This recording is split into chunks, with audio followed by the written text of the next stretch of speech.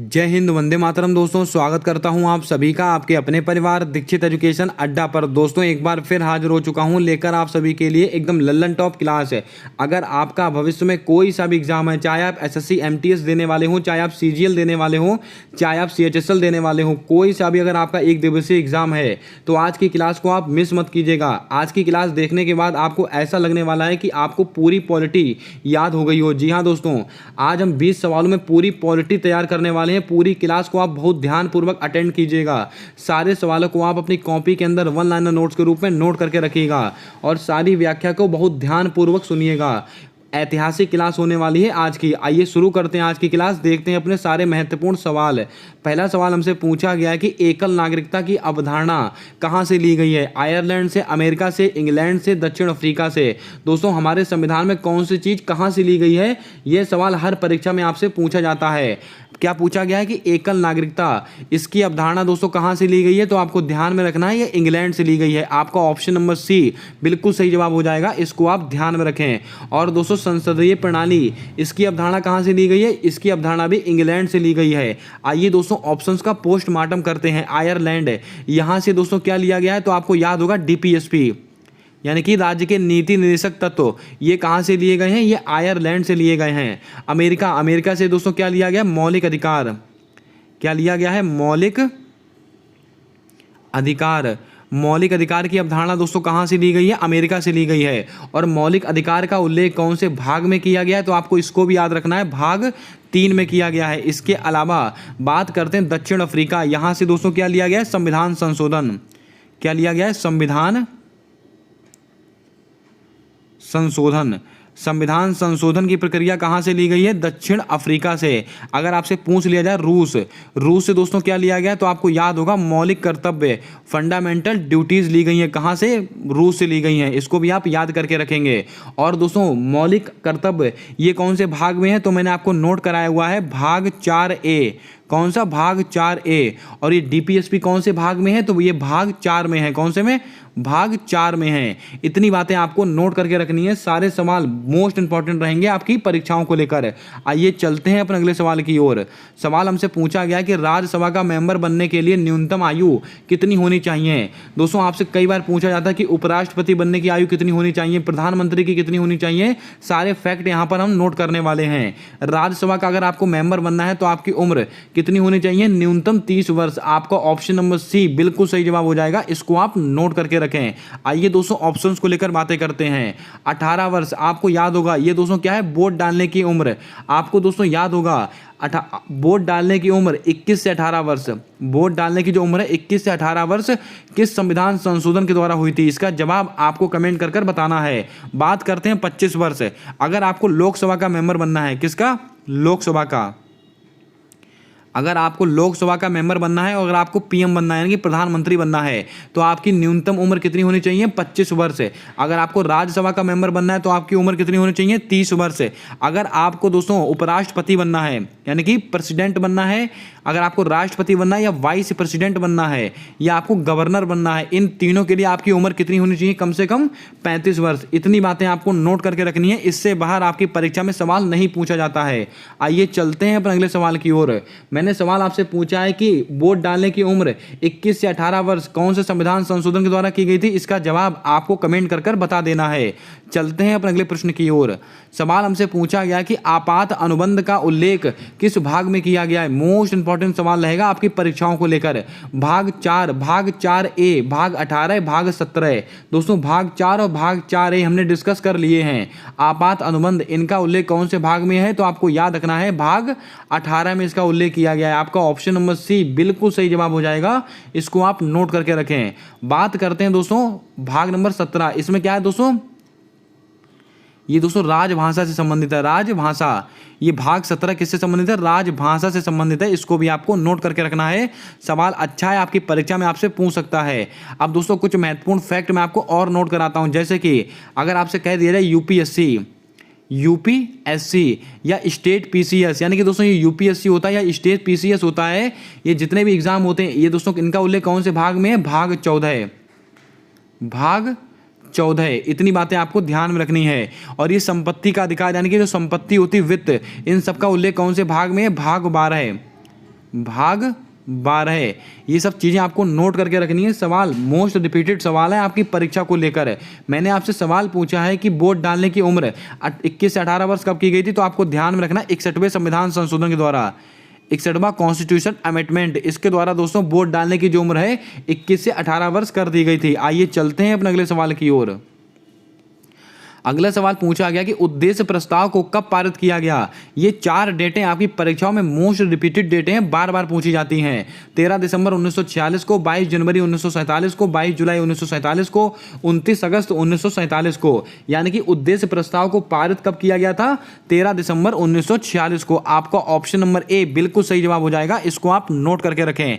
अगर आपसे सवाल पूछ लिया जाता कि उद्देश्य प्रस्ताव को संविधान सभा के द्वारा स्वीकार कब किया गया, तो आपका जवाब होता 22 जनवरी 1947। यानी कि संविधान सभा के द्वारा स्वीकार कब किया गया, तो आपको जवाब देना है 22 जनवरी 1947। लेकिन सवाल हमसे क्या पूछा गया है कि उद्देश्य प्रस्ताव को पारित कब किया गया है, तो आपका जवाब क्या होगा 13 दिसंबर 1946। बात करते हैं 22 जुलाई 1947। इसको क्या हुआ था, जो हमारा राष्ट्रीय ध्वज तिरंगा है इसको अपनाया गया था संविधान सभा के द्वारा। राष्ट्रीय ध्वज, अपने राष्ट्रीय ध्वज को कब अपनाया गया था, तो आपको ध्यान में रखना है 22 जुलाई 1947। बात करते हैं 29 अगस्त 1947। ये बहुत ही महत्वपूर्ण डेट है। इसमें दोस्तों क्या हुआ था, प्रारूप समिति का गठन। किसका, प्रारूप समिति, प्रारूप समिति। प्रारूप समिति का गठन कब हुआ था, 29 अगस्त 1947। अब आपको कमेंट करके बताना है प्रारूप समिति के अध्यक्ष कौन थे, इसका जवाब आपको कमेंट कर देना है। तब तक एक डेट मैं आपको और नोट कराता हूं, कौन सी, 24 जनवरी, आपको याद होगा 24 जनवरी 1950। इसको क्या हुआ था, तो आपको याद होगा हमारा राष्ट्रीय गीत और हमारा राष्ट्रीय गान, इन दोनों को दोस्तों संविधान सभा के द्वारा कब अपनाया गया था, 24 जनवरी 1950। इन डेटों को आप नोट करके रखें, आपकी परीक्षा में एक सवाल पक्का आपसे पूछा जाएगा। आइए चलते हैं अपने अगले सवाल की ओर। सवाल हमसे पूछा गया कि सिक्किम को अलग से राज्य का दर्जा कब दिया गया, 13वें संविधान संशोधन के द्वारा, 36वें संविधान संशोधन के द्वारा, 56वें संविधान संशोधन के द्वारा या 52वें संविधान संशोधन के द्वारा। क्या होगा आपका सही जवाब, जल्दी से बताएं दोस्तों। सिक्किम, इसको अलग से राज्य का दर्जा कब दिया गया था, तो आपको ध्यान में रखना है ये 36वें संविधान संशोधन के द्वारा। आपका ऑप्शन नंबर बी बिल्कुल सही जवाब हो जाएगा, इसको आप ध्यान में रखें। और दोस्तों ये कौन से वर्ष से संबंधित है, 1975 का है ये, 1975। ये डेट भी आपको ध्यान में रखनी है। 36वां संविधान संशोधन कब का है, 1975 का है। इसके द्वारा क्या हुआ था, सिक्किम को हमने अलग से राज्य का दर्जा दिया था। बात करते हैं ऑप्शन नंबर ए को लेकर दोस्तों, 13वां संविधान संशोधन, इसके द्वारा क्या होता है, नागालैंड, आपको याद होगा नागालैंड। दोस्तों नागालैंड को अलग से राज्य का दर्जा हमने कब दिया था, तो आपको याद होगा 13वें संविधान संशोधन के द्वारा। और दोस्तों जनगणना से दोस्तों एक सवाल आपसे यहां से पूछा जाता है कि 2011 की जनगणना के अनुसार ऐसा कौन सा राज्य था जिसमें दोस्तों जनसंख्या वृद्धि के स्थान पर जनसंख्या में कमी हुई थी, तो वो नागालैंड था। इसको भी आपको याद रखना है, सवाल आपसे पूछ सकता है परीक्षा में। बात करते हैं 56वां संविधान संशोधन, आपको याद होगा 1987, 56वां संविधान संशोधन 1987। इसमें क्या हुआ था, हमने गोवा को अलग से राज्य का दर्जा दिया था और हमने गोवा को पुर्तगाल से आज़ाद कब कराया था, 1961 में। कौन से ऑपरेशन के तहत, ऑपरेशन विजय के तहत। आपको ये सब बातें नोट करनी है। आपसे सवाल पूछा सकता है कि गोवा किसका उपनिवेश था, तो आपको कहना है गोवा पुर्तगाल का उपनिवेश था। इतनी बातें आपको नोट करके रखनी है। आइए चलते हैं अपने अगले सवाल की ओर। दोस्तों हमारा अगला सवाल कहता है कि 44वां संविधान संशोधन किस वर्ष से संबंधित है। ये 4 डेटें आपकी परीक्षा में 100% आपसे पूछी जाएंगी, 1976, 1978, 1992, 2002। दोस्तों आपको बता दें 44वां संविधान संशोधन ये दोस्तों कब का है, वर्ष 1978 का है। आपको ऑप्शन नंबर बी बिल्कुल सही जवाब हो जाएगा, इसको आप ध्यान में रखें। और इसका दोस्तों आर्टिकल कौन सा है, तो आपको नोट करके रखना, आर्टिकल 300A, ये दोस्तों इसका आर्टिकल है, इसको आप नोट करके रखें। और इसका उल्लेख संपत्ति के दोस्तों अभी मैंने आपको बताया था संपत्ति का उल्लेख ये दोस्तों कौन से आर्टिकल में किया गया है, तो हमने अभी डिस्कस किया था 12वें भाग में, भाग 12 में दोस्तों संपत्ति का उल्लेख है। इतनी बातें आपको ध्यान में रखनी है। संपत्ति का उल्लेख आपको याद होगा 44वां संविधान संशोधन, ये क्या था दोस्तों, संपत्ति के अधिकार को मौलिक अधिकार से निकालकर विधिक अधिकार बनाया गया था। तो आपसे सवाल पूछा जाएगा कि संपत्ति के अधिकार को मौलिक अधिकार से विधिक अधिकार किस संविधान संशोधन के द्वारा बनाया गया है, 44वें संविधान संशोधन के द्वारा। कब का है, 1978 का है। आर्टिकल कितना है, आर्टिकल 300A। भाग कौन सा है, भाग 12। इतनी बातें आपको ध्यान में रखनी है। बात करते हैं ऑप्शन को लेकर, 1976 ये दोस्तों किससे संबंधित है, तो आपको याद होगा 42वां संविधान संशोधन। कौन सा, 42वां संविधान संशोधन कब का है? वर्ष 1976 का है। हमारे मूल संविधान में एक भी मौलिक कर्तव्य नहीं था, फिर दोस्तों 42वां संविधान संशोधन होता है और 10 मौलिक कर्तव्यों को जोड़ा जाता है। कितने दोस्तों? 10 मौलिक कर्तव्य को जोड़ा जाता है हमारे संविधान में। कौन से संविधान संशोधन के द्वारा? 42वें संविधान संशोधन के द्वारा। बात करते हैं 1992 ये दोस्तों क्या है? 73वां संविधान संशोधन। इसका अधिनियम कब का है? वर्ष 1992 का है, लेकिन लागू कब हुआ था? 1993 में लागू हुआ था 73वां संविधान संशोधन। और किससे संबंधित है? पंचायती राज व्यवस्था से संबंधित है। अब दोस्तों 2002 हमने कल ही डिस्कस किया था 86वां संविधान संशोधन। कौन सा? 86वां संविधान संशोधन किससे संबंधित है? तो आपको याद होगा हमारे संविधान में 11वां मौलिक कर्तव्य कब जोड़ा गया था? ये 86वें संविधान संशोधन के द्वारा जोड़ा गया था, 2002 का है। और दोस्तों आर्टिकल 21A यानी कि 6 से 14 वर्ष के बच्चों के लिए निःशुल्क शिक्षा का अधिकार है, इसी दोस्तों संविधान संशोधन में है। इसको भी आपको ध्यान में रखना है। आइए चलते हैं अपने अगले सवाल की ओर। दोस्तों हमसे अगला सवाल कहा गया कि वोट डालने की उम्र 21 से 18 वर्ष कब की गई? ये देखिए दोस्तों वही सवाल आ गया जो मैंने अभी पीछे डिस्कस किया हुआ था। कौन से संविधान संशोधन के द्वारा दोस्तों वोट डालने की उम्र 21 से 18 वर्ष की गई थी? तो आपको याद रखना है 61वें संविधान संशोधन के द्वारा। आपका ऑप्शन नंबर बी बिल्कुल सही जवाब हो जाएगा, इसको आप ध्यान में रखें। बात करते हैं ऑप्शंस को लेकर। 73वां संविधान संशोधन हमने अभी डिस्कस कर लिया है, 1992 का अधिनियम है, 1993 में लागू हुआ था। अब दोस्तों बात कर लेते हैं 97वां संविधान संशोधन। मोस्ट इंपॉर्टेंट सवाल, इसमें क्या है? सहकारी समिति। ये दोस्तों सहकारी समिति से संबंधित है। कौन सा? 97वां संविधान संशोधन। इसके अलावा 91वां संविधान संशोधन यानी कि मंत्रिपरिषद का आकार, मंत्रिपरिषद के आकार से संबंधित है 91वां संविधान संशोधन। आपको याद होगा दोस्तों कितने मंत्री बनते हैं लोकसभा में? तो आपको याद होगा कुल दोस्तों 15% मंत्री बनते हैं, लेकिन दिल्ली में दोस्तों 10% ही बनते हैं। आपको ये सब चीजें नोट करके रखनी है। सवाल मोस्ट इंपॉर्टेंट है आपकी परीक्षाओं को लेकर। अगर आप कोई सा भी एग्जाम देने वाले हो तो इस क्लास को मिस मत कीजिएगा। क्लास को पहली बार देख रहे हो तो क्लास को लाइक जरूर कर दें। चैनल पर पहली बार आए हो तो चैनल को सब्सक्राइब कर बेल वाला आइकन ध्यान से दबा लें, ताकि आने वाली सारी क्लासेस के अपडेट आप तक आसानी से पहुंचते रहें। और अपने दोस्तों तक जरूर शेयर कर दें इस क्लास को। मोस्ट इंपॉर्टेंट क्लास है सारी परीक्षाओं को लेकर। अगला सवाल हमसे पूछा गया कि संविधान में 11वां मौलिक कर्तव्य कब जोड़ा गया? हमने अभी डिस्कस कर लिया है 86वें संविधान संशोधन के द्वारा। आपका ऑप्शन नंबर बी बिल्कुल सही जवाब हो जाएगा, इसको आप ध्यान में रखें। संविधान में 11वां मौलिक कर्तव्य कब जोड़ा गया था? 86वें संविधान संशोधन के द्वारा। कब का है? 2002 का है। अब बात करते हैं ऑप्शंस को लेकर। दोस्तों हमने 42वां संविधान संशोधन भी डिस्कस कर लिया है। बात करते हैं 89वां संविधान संशोधन कब का है? 2003 का है। और दोस्तों आपको याद होगा आर्टिकल, मैंने आपको दोस्तों बताया हुआ है आर्टिकल 338 और आर्टिकल 338A। ये दोस्तों क्या मैटर है मैं आपको समझाता हूं। पहले क्या था दोस्तों? राष्ट्रीय अनुसूचित जाति थी, आर्टिकल 338। फिर होता है 89वां संविधान संशोधन 2003 और वो राष्ट्रीय अनुसूचित जाति क्या बन जाती? राष्ट्रीय अनुसूचित जनजाति। और आर्टिकल कौन सा हो जाता है? Article 338A।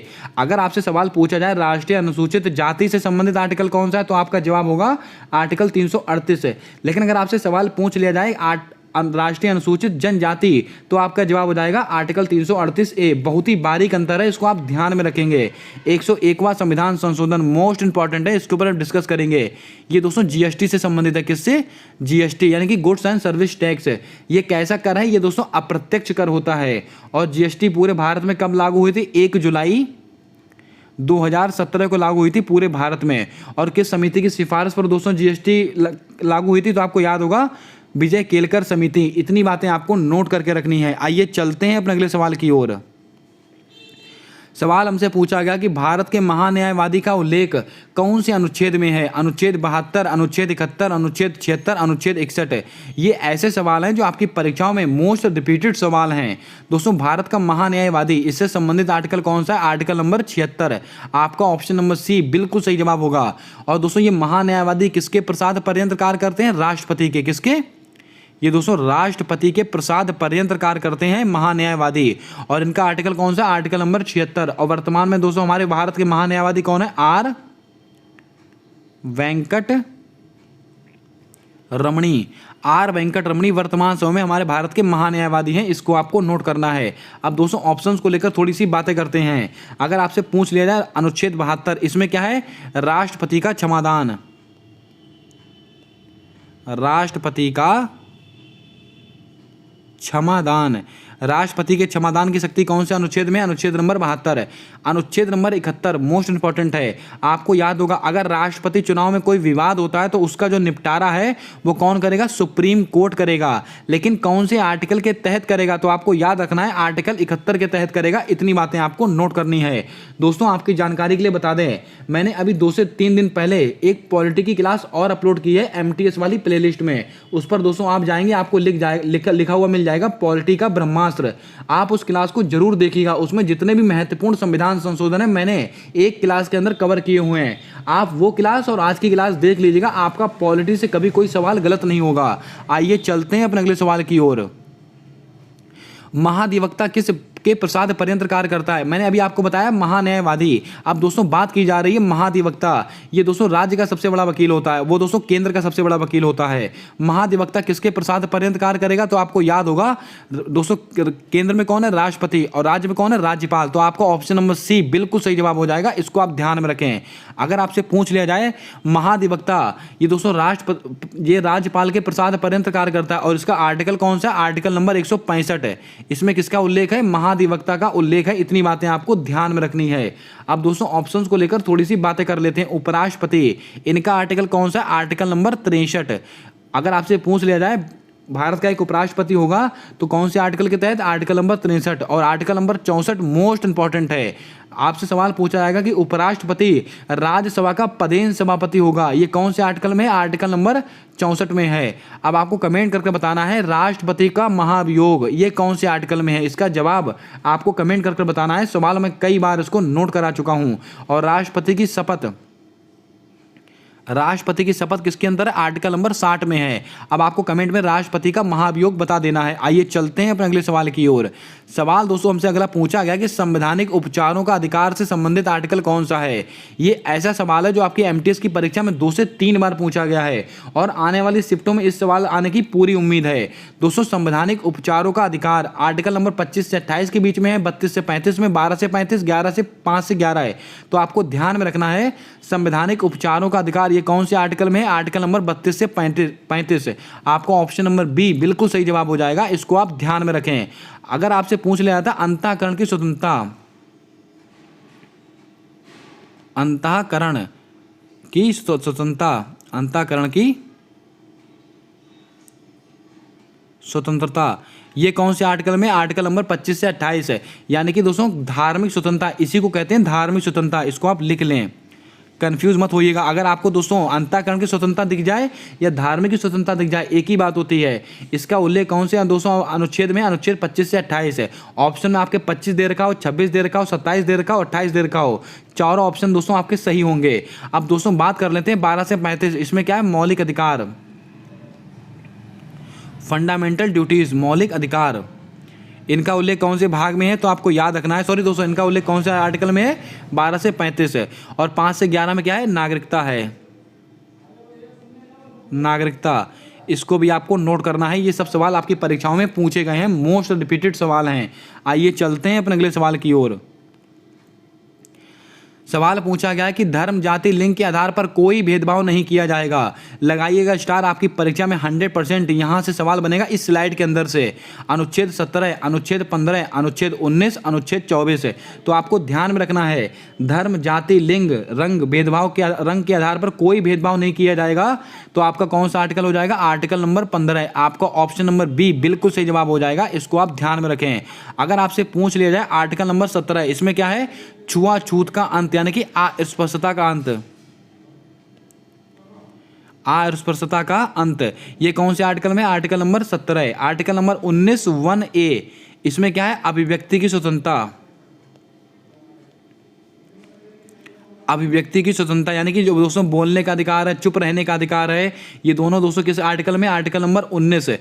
Article number 24 most important है। बहुत बच्चे कंफ्यूज रहते हैं आर्टिकल नंबर 23 और 24 में। आज के बाद आप कभी कंफ्यूज नहीं होंगे। अगर आपसे पूछ लिया जाए छोटे बच्चों से कारखानों में हम कार्य नहीं करा सकते हैं, ये दोस्तों कौन से आर्टिकल में? आर्टिकल नंबर 24 है। लेकिन अगर आपसे पूछ लिया जाए मानव अंगों की तस्करी पर रोक, दोस्तों मानव अंगों की तस्करी पर रोक और दोस्तों जो बंधुआ मजदूरी, ये दोस्तों किससे संबंधित है? Article number 23। इसको आप लिख लें, मैं बोले दे रहा हूं, आप लिखेंगे दोस्तों मानव अंगों की तस्करी पर रोक और बंधुआ मजदूरी, ये दोस्तों कौन से आर्टिकल है, इन पर रोक रहेगी कौन से आर्टिकल के तहत? Article number 23। लेकिन छोटे बच्चों से आप कारखानों में कार्य नहीं करा सकते हैं, ये कौन से आर्टिकल में? Article number 24।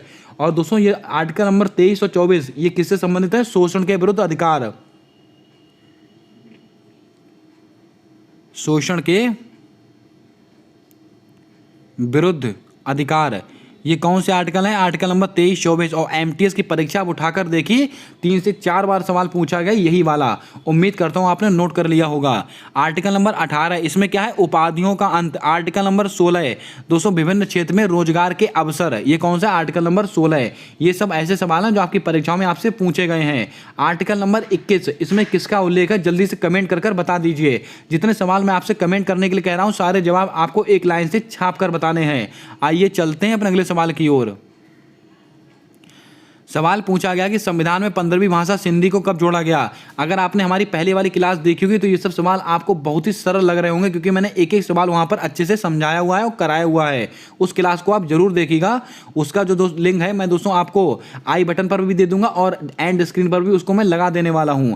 सवाल पूछा गया कि संविधान में 15वीं भाषा सिंधी को कब जोड़ा गया? 21वें संविधान संशोधन के द्वारा, 71वें, 92वें या 99वें? आपको दोस्तों पता होगा हमारे संविधान में, मूल संविधान में कुल कितनी भाषाएं थी?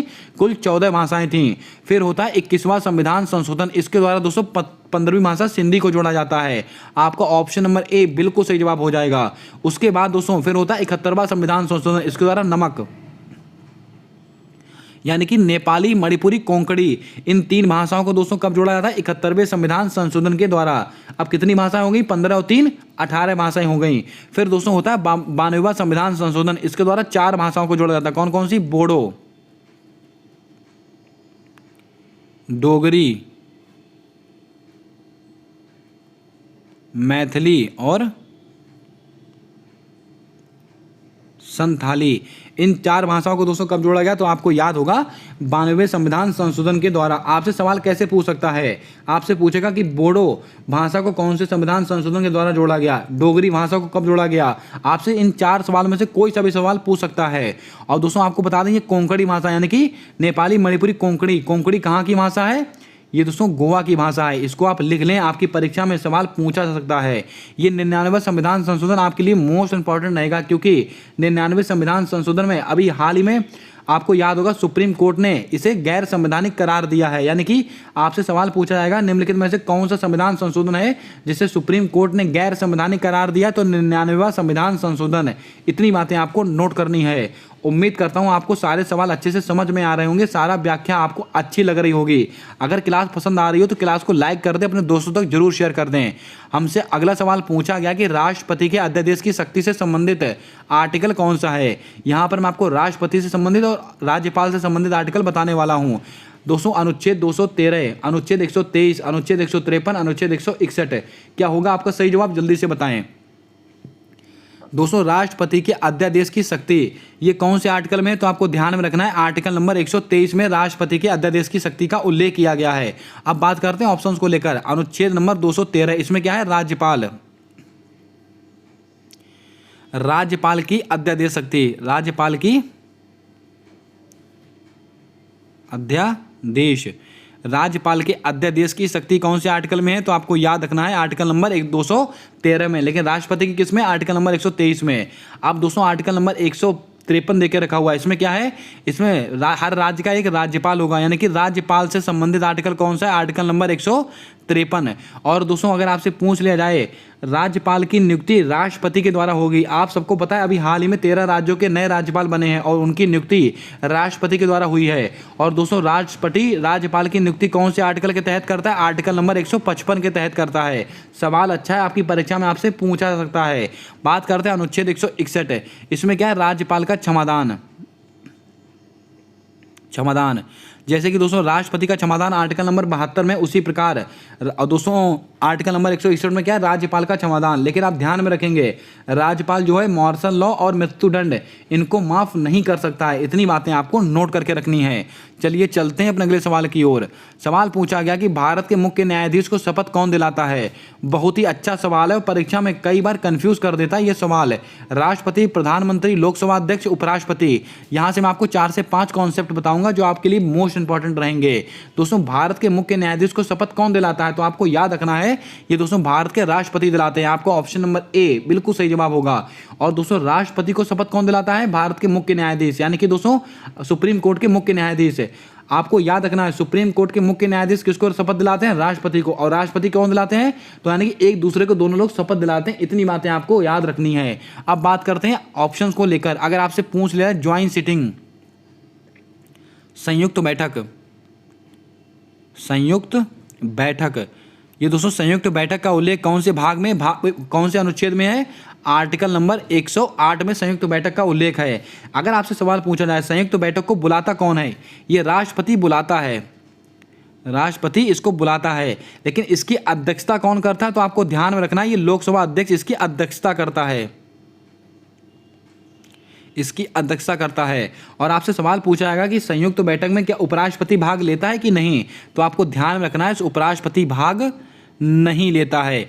इतनी बातें आपको नोट करनी है इस सवाल को लेकर। ये सारे सवाल आपकी परीक्षाओं के लिए मोस्ट इंपॉर्टेंट हैं।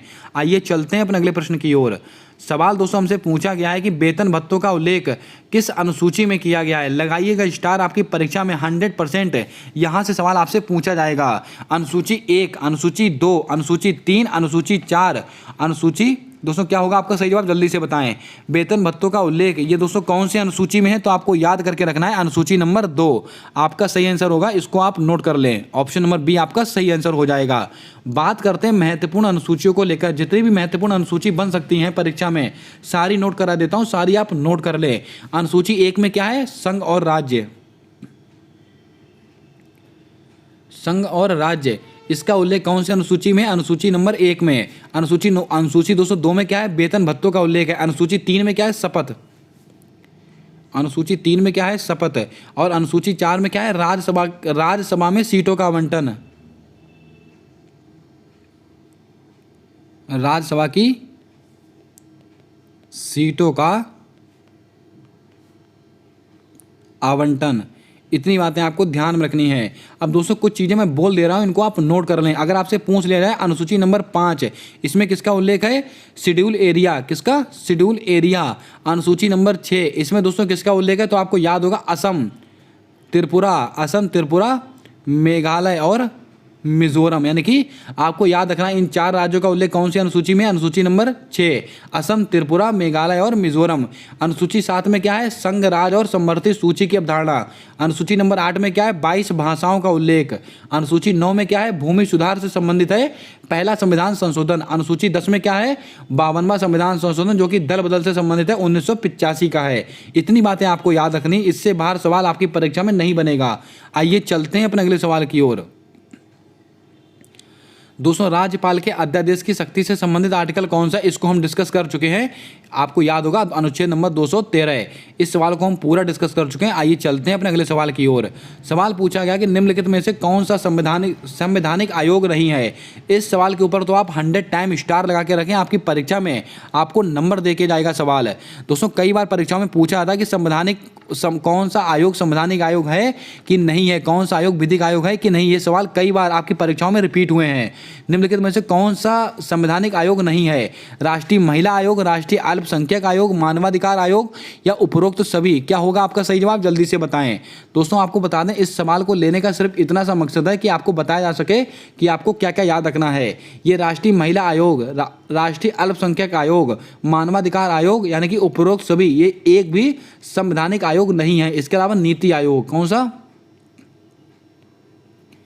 नीति आयोग। जल्दी से कमेंट करके बताएं नीति आयोग के वर्तमान में दोस्तों कार्यकारी अधिकारी यानी कि सीईओ कौन है, इसका जवाब कमेंट कर आपको बताना है। तो मैंने आपको क्या बताया दोस्तों, संवैधानिक आयोग कौन कौन से नहीं है, नीति आयोग नहीं है, राष्ट्रीय महिला आयोग नहीं है, राष्ट्रीय अल्पसंख्यक आयोग नहीं है और मानवाधिकार आयोग नहीं है। इसके अलावा अगर कोई सा भी ऑप्शन अगर आता है तो वही आपका सही आंसर हो जाएगा। आपको इन 4 नामों को याद रखना है, ये दोस्तों नहीं है। आइए चलते हैं अपने अगले सवाल की ओर। सवाल पूछा गया कि निम्न में से संघ सूची का विषय कौन सा है। इस सवाल को भी लेने का सिर्फ इतना सा मकसद है कि आप जान पाएं कि संघ सूची में आपसे क्या क्या पूछा जाता है। विदेशी व्यापार, युद्ध और शांति, जनगणना, उपरोक्त सभी। तो आपको ध्यान में रखना है ये सभी के सभी कौन है, संघ सूची के विषय हैं। आपको ऑप्शन नंबर डी बिल्कुल सही जवाब हो जाएगा, इसको आप नोट करके रखें। दोस्तों विदेशी व्यापार हो गए, या दोस्तों विदेशी दोस्तों संबंध हो गए, या युद्ध और शांति हो गई, जनगणना हो गई, और सिक्का और मुद्रा हो गया। सिक्का और